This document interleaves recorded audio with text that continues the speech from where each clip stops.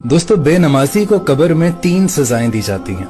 पहली सजा, उसकी कब्र को तंग कर दिया जाता है और इतना तंग कर दिया जाता है कि उसकी दाईं पसली बाईं में और बाईं पसली दाईं में धंस जाती है। दूसरी सजा जो उसको दी जाती है कि उसकी कब्र में आग को भड़का दिया जाता है और वो दिन रात उसके अंगारों में जलता रहता है। और दोस्तों, तीसरी सजा सबसे ज्यादा खौफनाक है।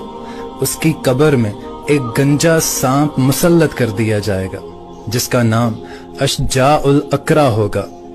उसकी आंखों में आग होगी और उसके नाखून लोहे के होंगे और उसके एक नाखून की लंबाई इतनी होगी कि अगर कोई एक शख्स पूरा दिन उस पर चलता रहे तब भी खत्म नहीं होगी। और उसकी आवाज इतनी खौफनाक होगी जैसे बिजली कड़कने की आवाज आती है और वो कड़कती हुई आवाज में उस शख्स से कहेगा कि मुझे तेरी कब्र में अल्लाह ने भेजा है। अल्लाह की रहमतें उतरती ही उसके ऊपर हैं जो नमाजी होता है। जो बेनमाज होता है, अल्लाह अकबर, हजरत सुल्तान बाहू फरमाते हैं उसे तो खंजीर भी पनाह मानता है। और शेख सादी बोले उसे कर्जा ना दो जो बेनमाजी, इसलिए कि वो रब का कर्ज अदा नहीं करता, तुम्हारा कर्ज कैसे अदा करेगा।